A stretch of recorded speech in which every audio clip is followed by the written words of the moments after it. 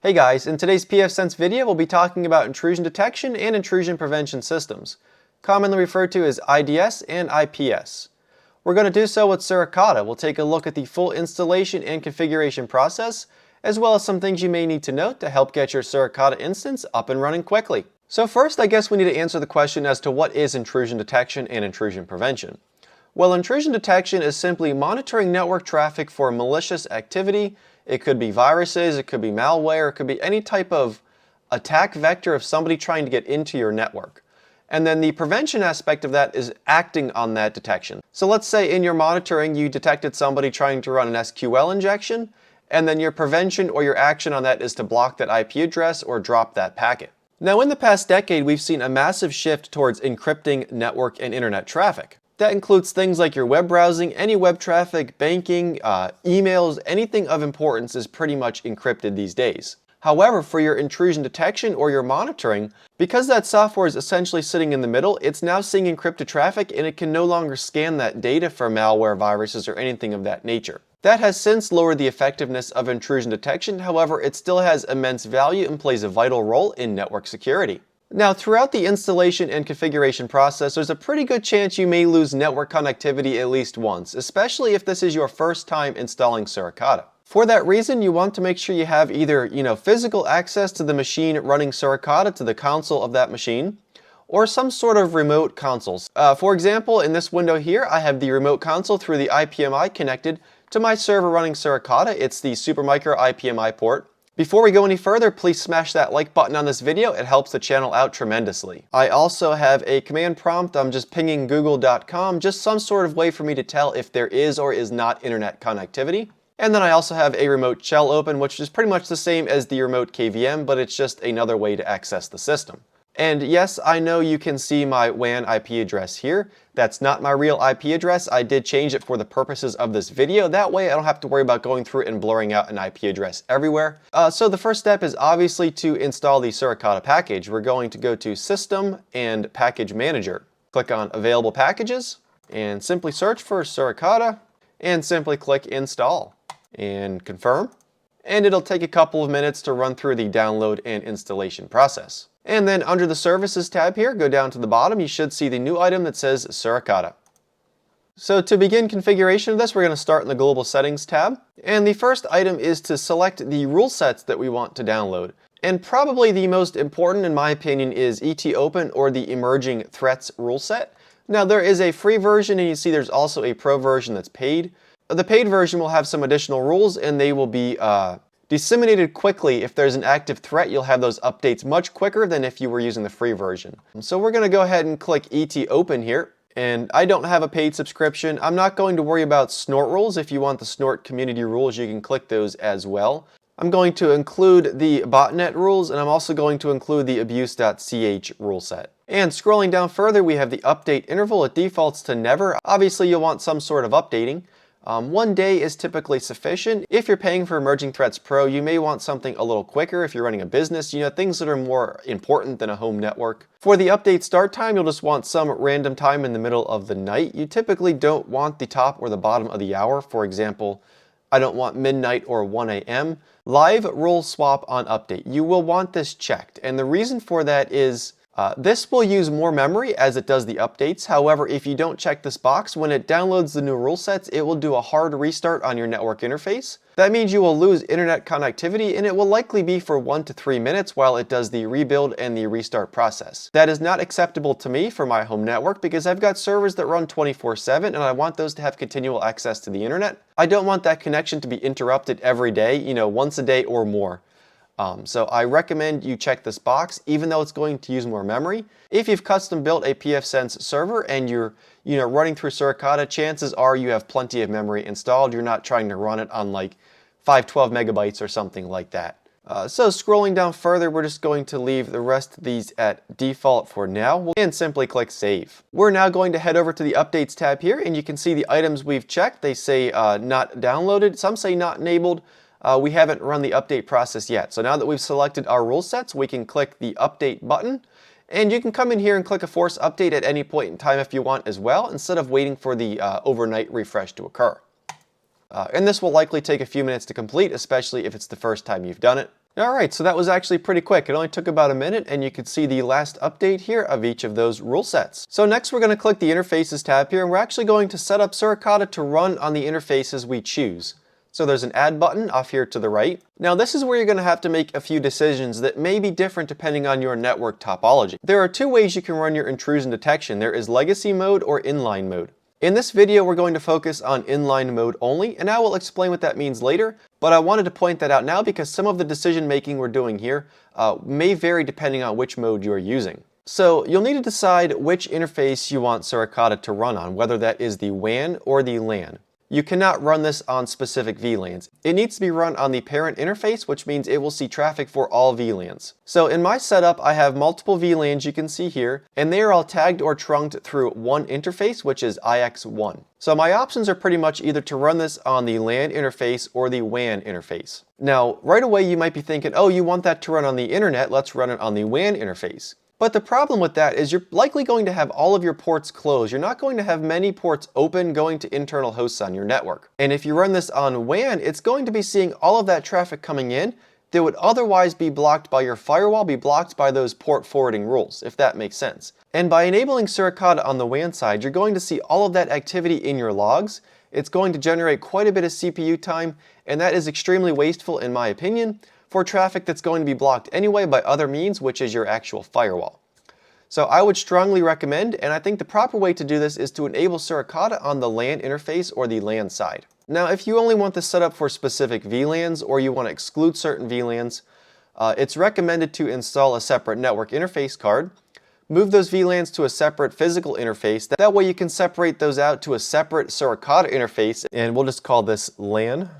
So we're just going to leave most of these options set at default. Again, your Suricata cannot see encrypted traffic, but if you want to log that encrypted traffic has occurred, you can check that. You can also do packet logging and store copies of files that are downloaded, again, through non-encrypted means. Again, for the log settings, you can have those sent to a syslog server if you'd like to. And you can see there's quite an extensive list of options available here if you're going to send those off to a syslog server. I strongly recommend that you install and run Suricata for several days, a couple weeks, just in monitoring mode. Don't do any blocking just yet. And pretty much kind of see what traffic it picks up. You won't want to start blocking things right away in case there are false positives. You don't want to get yourself blocked out and run into a situation where important traffic is being blocked. And for the rest of these settings, we're simply going to leave those at default. So now if we go back to our Interfaces tab, you can see we have a new interface set up. Suricata status, you can see it is not running. We haven't started yet. Blocking mode is disabled. And we'll simply click the pencil icon here to go back to editing mode. We're going to click the LAN categories tab. And this is going to show all the rule set categories that are available in the rule sets we've selected to download. So there are quite a few here. The emerging ones are all the ET or emerging threats. And then we see at the top we have the Fido botnet and we have the abuse.ch rule sets. So I'm going to click select all here just to get us started. Now you'll have to decide which rule sets you want and which you don't. The more rule sets you enable, the more CPU load you're going to see and the more chance of false positives you're going to see. So for example, looking through these rule sets here, this one that says emerging chat. So we're going to click on that, and that's going to show us what is actually in those rule sets. So these are all the rules that are included in that particular rule category. We have the state indicator over here. A green check means enabled by default. Our action tab here says this rule will generate an alert when it's triggered. We see the SID or the rule identifier. We may need that later. So scrolling down here, you'll see some rules are disabled by default. And these are rules that are either generate a lot of false positives and you may not want enabled, or are just activities that you may not want detected right away. For example, MSN file transfer, you know that's probably a way that malware is distributed, but maybe I don't want to log that right away. So you will have to go through these rule sets and determine which ones you want to run, which ones you don't. Some of them are geared towards if you're running a server. For example, if you're running an FTP server, you probably want these rule sets enabled. So now we can go over to the LAN rules tab here, and again you can see the rules that are available in each rule set. So if I click on, emerging coin miner, because I'm not really sure what that is offhand, we can just go through and see the type of activity it is blocking. Now there are a lot of categories here, and with the emerging threats in particular, if you don't know what they are, Point Proof does publish a PDF explaining every one of these categories. So for example, if we go to the one that says coin mining, where was the coin mining one? It says this category is for signatures with rules that detect malware which perform coin mining. So it's malware that's going to use your CPU resources to mine cryptocurrency most likely, or a third party for a criminal for all intents purposes. Things that may be in the web browser. But it also says here that it can detect some legitimate coin mining traffic. So if you're intentionally mining cryptocurrency, you'll want to review those rule sets, review what it's blocking, and just watch the logs for alerts that it may generate. So the rules I like most are the ones that are lists of abusive IP addresses. So for example, if we go down to the one that says CI Army, you can see it's pretty much a large list of IP addresses that have poor reputation. And we see this is the CINS category. So if we go back to our descriptions tab here, CI Army, it says this category is for signatures that are generated using the collective intelligence IP rules for blocking. So this will just help block any incoming or outgoing connections to IPs that are known as abusive, and there are a number of rule sets that are like that in here. Another example of IP blocking is emerge Tor, and that's just a list of known Tor exit nodes. If you're using Tor, especially if you're running an exit node, you may not want to block that. I don't do anything with Tor, and in my opinion, Tor is used for pretty much shady stuff, so I'm fine having all of those IP addresses blocked, and you can see there are quite a few. So we don't need anything in the flow stream tab. I don't think anything else of this is of interest. I think we're ready to go ahead and start Suricata. So we'll come back to the interfaces tab. Before we do that, I'm going to keep the terminal open here. I'm going to do option 8 for a shell, top/S1, and we're just going to watch the CPU usage here. Now it will take a while to start. It can take several minutes. What I'm doing here is you can't really tell in the web interface what it's doing. You see there's a green check here that looks like it's running, but we see the Suricata process is still sitting at around 100% CPU. So we know it's not really running or completely started in a normal operating state until we see this drop to a normal CPU value. So I'm just going to let this run until I see this not sitting at 100%. Alright, so after about 2 minutes, we see the Suricata process CPU usage is sitting around 30%. One downside of having all of the VLANs trunked through a single interface that you're now running Suricata on, at least in my network because it's essentially a router on a stick topology, that is the router is handling traffic switch between VLANs.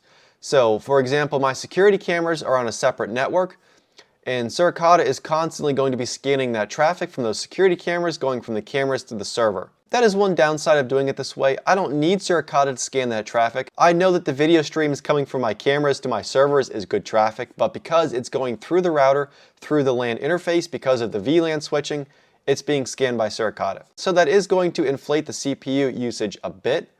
There are a few ways we can address that. We can move that traffic to a separate physical interface that will cut that down by about half. We can put a network switch with ACLs between our internet modem and our firewall. That way it's filtering out most of that non-port forwarded traffic, and we can run Suricata on our WAN interface. Or we can implement routing on our layer 3 switch, between VLANs before it gets back to the router. That way we're not using the router on a stick topology. However, I don't think any of those options are things that will be implemented in your typical home network usage. Alright, so now that that's running, we can go to our alerts tab. And this is where you'll watch for informational alerts being generated, and you can see there's nothing here. We've just installed this, it's brand new.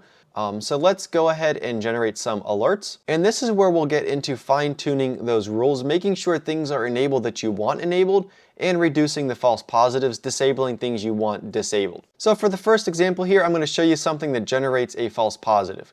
Now, many of you guys know that as a YouTuber, I'm a member of many affiliate programs, and one of those is Amazon. That means when you click on an Amazon affiliated link, typically in the description of the videos, I do make a small commission on that sale. Now, why am I bringing that up? And that's because PFSense by default has an alert set for .to domain extensions.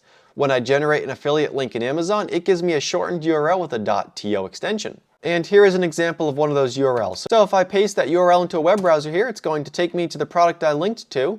So that's all good. We loaded that web page. Now if we go back to our alerts tab here, let's see if I can move myself here. You see we've generated a number of alerts here for DNS query to a .to or a .to TLD domain extension. And it says potentially bad traffic. Well, it's not bad traffic. It's used for Amazon. It's used widely for Amazon. There are certain extensions we may want to block, but .to is not one of them. And this is an example for why you want to watch the alert logs to see what it's actually flagging before you enable blocking. So to change the action on this rule, we can click the red X over here. which will force disable the rule. I don't actually want to do that. And we see this is the ET DNS query. So we could go back to our interface here, click on Edit, go to LAN Rules, select the category of emerging DNS. We could locate the rule that is the .to, and we see here there are two rule sets. It says DNS query to a .top or DNS query to a .to. So it's also blocking CC, it's blocking, here's one for .pw. You know, you can go through and see all of the rule sets it's blocking. But this is the one we care about. It's the DNS query for a .to TLD. So we can click the icon here, which will enable this to default, enabled, or you can also disable it here as well. The problem with doing it this way, especially if you have a large number of rules, is it takes a lot of time to go through. You lose quick visibility into what has been disabled, and every time you disable a rule, it does trigger a restart or a refresh of your rules on your interface that's running. So you'll likely only want to take action on one rule every couple of minutes. So for those reasons and a variety of others, I don't feel this is a very sufficient way for an advanced user to control which rules are on or off. We're going to come over here to the SID or the SID Management tab. This is where we will be managing the rules that are enabled, disabled, or rules that we're going to trigger drops on. A rule that's disabled is fairly self-explanatory. It's going to completely ignore that rule. It's not going to run any matching on it. A rule that's enabled, it's going to run matching on, and it will generate alerts for. Now, whether you take action on those alerts or not is where the drops section is going to come into play. So we're going to go back to the alerts tab here. And you'll want to make note of the GID and SID of the rule sets. So we're just going to copy this. It's 202.7757. Copy it. Go back to SID Management. So on the SID Management tab, we're going to start by checking Automatic SID Management, which is basically going to allow it to enable or disable rules every time an update occurs, which is once a day in our configuration. So now this brings us to our configuration list. So we want to disable the .to matching rule. So I'm going to go in the Disable SID list here. I'm going to click the Edit button, and I'm going to give it an interface-specific name because you may have multiple interfaces, and you may want different rule sets applied to different interfaces. So in my example, this is for the LAN interface, and this is the disabled list. So the example configuration here will show you the format for which it's expecting these rules to be applied. Just going to remove all that.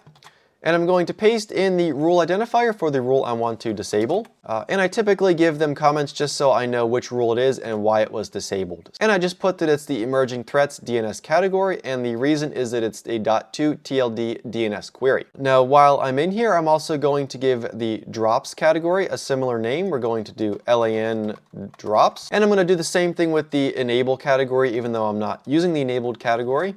So we'll call this LAN enabled and remove the sample. So now down here at the bottom, you'll select the interface where you want these lists applied to. So I want this applied to the LAN interface. So do you want it to process the disabled list first and then the enabled list, or do you want it to process the enabled list and then the disabled? So in my example, I have everything enabled except for what I want to disable. So I'm going to have it process the disabled list first. Enabled list doesn't matter since mine is empty, and it's going to be empty. So for our enabled SID list, we're going to select LAN enabled. Disabled is LAN disabled, and we're not using the modified list, so we can go ahead and leave that blank. And you'll notice we cannot select the drop SID list yet. That's fine. I will explain that a bit later. So now we go back to the alerts tab here. We'll click the clear button here just so we have a fresh start. And we're simply going to do an NS lookup, and we'll do amzn.to, which is Amazon's link shortener. Comes back with an IP address, and we should not see, well, we do still see an alert. Oh, you know what we forgot? Under SID Management, you have to click the rebuild button and then click save. So that's going to rebuild the rule sets. And you can see the green banner here. It says it's notified them that there's a new rule set available, so it's going to begin loading that in the background. We'll go back to our terminal here, and you will see the CPU is up to 100%. So again, we're going to wait for it to finish doing its thing. Once the CPU drops down to a normal operating level, we'll then test again. All right, so our rule update has completed. We're back to approximately 30% here. So now at the command prompt, I'm going to do an ipconfig/flush DNS just to clear the DNS resolution, and we're going to do an NS lookup, amzn.to. It says it's resolving to our router. It comes back with an IP address, and now we should not see an alert, and we do not. So the last alert was at 10:17, and it's currently 10:20. So we now know that this rule is disabled. Now what we can do is go back to our Interfaces tab. We'll click the Edit on our LAN interface. We'll go to LAN Rules. Category is emerging DNS, and here it is, DNS query for a .2 TLD, and we now have a red circle with an A. It says auto disabled by settings on SID Management tab. So that, in my opinion, is the best way to manage the rules that are enabled or disabled. Alright, so once you have a good understanding of the rule sets, the rules, and how to control enables or disables, we're ready to start talking about actual blocking. So under the Interfaces tab, we'll click the edit icon for our LAN interface. We'll scroll down a little bit to the section that says Alert and Block Settings. We can now check the Block Offenders box. And this is the step where you're most likely to lose connectivity. So you'll want to make sure you have a remote console available or physical access to the console of the PFSense server. There are two operating modes here for IPS or intrusion prevention. There's Legacy mode and there's Inline mode. I mentioned earlier we're going to be using inline mode. The differences are essentially that legacy mode creates a copy of every packet that comes in and forwards it to the Suricata engine for scanning. It then determines if it needs to take an action on that packet. And the only action that can get taken in legacy mode is to block the IP address. That's going to block all traffic on that IP address. And you can see where that becomes very problematic, especially in the way of false positives. Because all you need is one false positive to trigger something on a website or an IP address that is actually legitimate, and now all access to and from that IP address is blocked. Additionally, there's the potential for packet leakage to occur. Because you're creating a copy of that package and scanning on the side, the original packet is going to proceed through the firewall through its destination. If that side scanning can't happen fast enough and it can't block that packet fast enough, some packets can and will get through before action is taken on that IP address to block it. Those are just some of the many reasons why I don't think it's worth running this in legacy mode. And with inline mode, the packets are going to be monitored in real time. It's not going to create a copy, and it's going to actually drop those packets rather than passing them through. Now, you do need specific hardware support for that, and I think it had something to do with whether or not Nmap supports the drivers for your Ethernet card. So if your network interface is one of these, you're probably good to go. My network interface is an IX, which I see is in the list. The most common is probably the IX, the IGB, and the EM, I'd say, based on my experience. So we're going to select inline mode here, and it's going to give us a warning that you now need to move rules from the alert to the drop state. So in legacy mode, any rule that triggers an alert is going to trigger a block. Well, you may want alerts triggered for general network monitoring, especially if you need any sort of records for auditing. You may want those alerts captured that, hey, there's activity going on, or hey, there's activity we may want to review, but you don't necessarily want it acted on. You don't want it dropped. You don't want it blocked. In inline mode, you'll select the rules or the rule categories specifically that you want it to drop or act on. That way you can still have your alerts logged without interrupting any network traffic. And you can just see the warning here for that. It's saying you need to move them from alert to drop for every rule you wish to block traffic on. Going to leave Nmap threads at auto, and we can click save. And again, we have a warning telling us that not all NIC drivers are supported on the inline mode. That's fine. Alright, so now we can go back to the SID Management tab here, and this is where our drop list is going to come into play, and you can see it's now available for selection down here on the bottom right. So if we click edit on our LAN drops list, the interface is the same as the LAN disabled list. We can put the SID identifier of the rule that we want to enable drops for or block traffic for. But the way I've been handling this is just blocking entire categories and then excluding rules from those categories if I want specific rules disabled. So in my setup, these are the rules I've enabled dropping on. It's pretty much all of the IP blacklist categories. It's the DNS, the malware, the Tor, anything that's identified as Trojan or malware again. Anything that comes in the FIDO botnet tracker. SSL blacklist is the abuse.ch. Anything that fits this list is going to get dropped. And then from our drop SID list drop down here, we need to click the LAN drops list, check the rebuild box, and click save. And you can see it is beginning to reload the rules in the background. But once again, we're going to open our terminal here and leave this run until it completes. Alright, so you can see Suricata has restarted successfully. We're back to around 30% CPU. And we still have internet connectivity now. Now I was fully expecting this to actually crash and not start successfully because there's something else we need to change, and I wanted to use this as an example, but it appears to have started. And I think that's because all we did was reload the rule sets. We didn't actually restart Suricata. So I'm going to go back to the interfaces here, and I'm going to click the Restart Suricata button here, which should restart it, enabling inline mode. And hopefully it's going to crash and I can show you the change that needs made. So let's go ahead and click that. Alright, there's our Suricata process back, and it looks like it's starting up. Let's see how far it gets. Uh-oh, it looks like we lost connection to the internet and our terminal is no longer responding. Now, it is completely normal when you start Suricata using inline mode for it to drop network connectivity. That connection should be restored within a minute or two. But you can see here the connection has dropped and it's not coming back up. So the first step is don't panic. This is why I suggested physical access to the PFSense box or some sort of remote console. So let's open up our remote console here, and you can see it's dumped quite a few netmap errors here. And you can see Suricata is running with a little bit of CPU, but obviously it's not running correctly if we are not able to access the internet. Now, the reason why we lost connectivity here is because we're using VLANs on this network, and we need to make sure that any hardware offloading of VLAN related activities is disabled on our network interface card. So if we go to the command prompt and do an ifconfig, and we're using the ix1 interface, so we'll do ifconfig ix1, we can see in the options list here we have VLAN hardware tagging, we have VLAN hardware csum, which I guess is checksum, and we have VLAN hardware filter. So we need to disable these hardware related options. Now to do that, we can type ifconfig ix1 minus VLAN HW tagging minus VLAN HW csum and minus VLAN HW filter. Sorry, VLAN HW tag.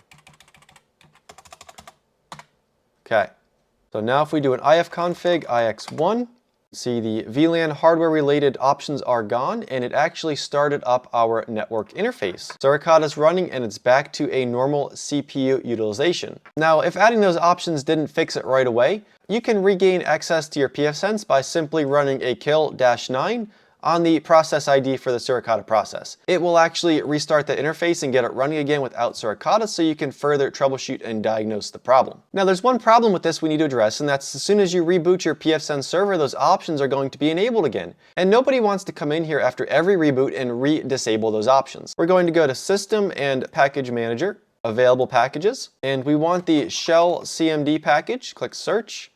Here it is, Shell CMD. Click Install. Confirm.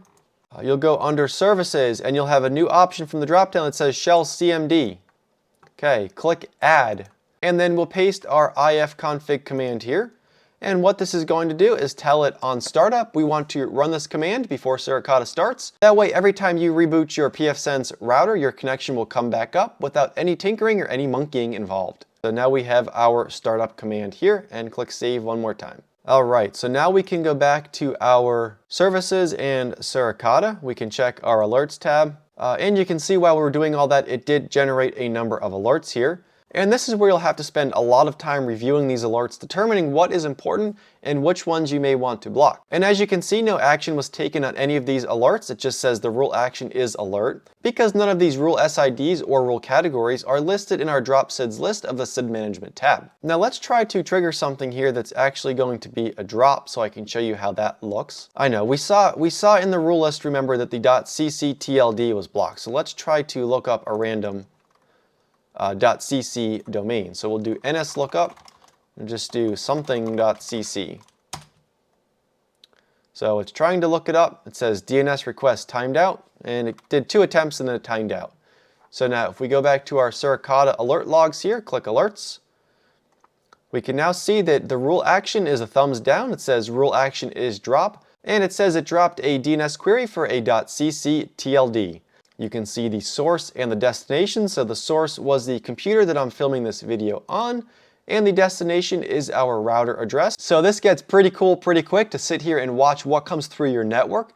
There's going to be a lot of time spent going through these alert logs, a lot of time reviewing what was dropped to make sure there were no false positives being dropped, and a lot of time reviewing what wasn't dropped in case you want to filter things out or maybe convert something to a drop rule. And on that last refresh here, you'll see there were 2 more drops in place for exit Tor nodes. And I can see this is on port 8444, which is the Chia farming client for my cryptocurrency farm. So we can see on the internal IP here, it says Chia node, which is the host name of that server. And the remote node was this 185 IP address. You know, it's a bunch of oh, it actually says Tor node in the host name there. That's interesting. So is that actually bad? It just means somebody's running the Chia client on an IP that's also running the Tor exit node. I really don't want affiliated with that. So, there are hundreds of thousands of Chia nodes out there not running on a Tor-related system. So let's just connect to a better node. That's my philosophy. Looking down at some of the other information that's logged, we have an emerging threats info. The info category is just informational alerts. They're not typically things you'll want to take action on, but rather that you may want to see information on in your logs. We just see it's doing a Microsoft connection test, and that's probably systems on the network that saw the loss of connectivity when we were fooling around with Suricata. They're doing their connection test to make sure they have an accurate internet connection. So if you don't know what some of these are, like the Suricata IKVE weak cryptographic, you can simply copy that. We'll paste that into Google. And here, the first result, it says Suricata alerts every day. Should I be concerned? And you can read the description of what somebody wrote here, and then you can make a determination as to whether or not that needs to be blocked on your network. So there's going to be a lot of time reviewing these alert logs. It's not going to be a set it and forget it type solution. And this is why with a paid firewall solution, you're paying a lot of money because you're paying other people to sit here and do this type of work for you. And after you look through this alert log enough times, you'll start to see the same things over and over again. For example, I don't really care that Microsoft connection test is happening. So I do have this SID added to my disabled list. Things that I know I don't want to see. I don't want to see this log flooded with those. Here's the list of disabled rules I had in here prior to filming this video. This session traversal one, the stun binding request gets dumped a lot, and it happens heavily if you're using either Zoom or Microsoft Teams. And if you're doing any sort of remote work, you're probably using Microsoft Teams. And when I say a lot, I mean when you're on a Teams call or a Zoom call, it can dump hundreds, thousands of entries throughout the duration of that call. So it really clutters up the alert list, in my opinion, for going through there and looking at things you may want to see or things you may want to actually double check and make sure they're done correctly. So for those reasons, I've actually disabled that rule set. I've also seen this triggered a lot with Facebook Messenger. If you do a Facebook Messenger call with somebody, there is a little sliver of, peace of mind knowing that it is checking for those things, at least those known threats. There are piles of things out there that are not known yet. And that's one point to stress as well, is that this is not a 100% guaranteed way to be safe. There's no such thing as entirely safe when it comes to network security. Obviously, this is only going to scan for things that are known. It's only going to scan for things that are known and that are not encrypted. So if there is a 0-day exploit out there, it's probably not going to know about it yet. Now, if you pay for the Emerging Threats Pro rule set, you may get that 0-day update, quicker than it would be applied to the free rule set. But again, there's still the possibility that it's going to get through because it's not known, or you haven't received the update yet, or there's encrypted traffic. So I think that's where we're going to call it quits for this video. I have a feeling this is going to be quite a lengthy video, but I wanted to include as much detail and configuration as possible. Some of these things it took a little while for me personally to figure out, like disabling the hardware-related VLAN options on the network interface card. That one got me for a couple of days there, but hopefully by passing that information along, I'll save somebody else the time in trying to figure that out. If you have any questions, comments, or suggestions, please leave those on the video. Don't forget to hit that like button before you go if you haven't done so already, and thank you very much for watching.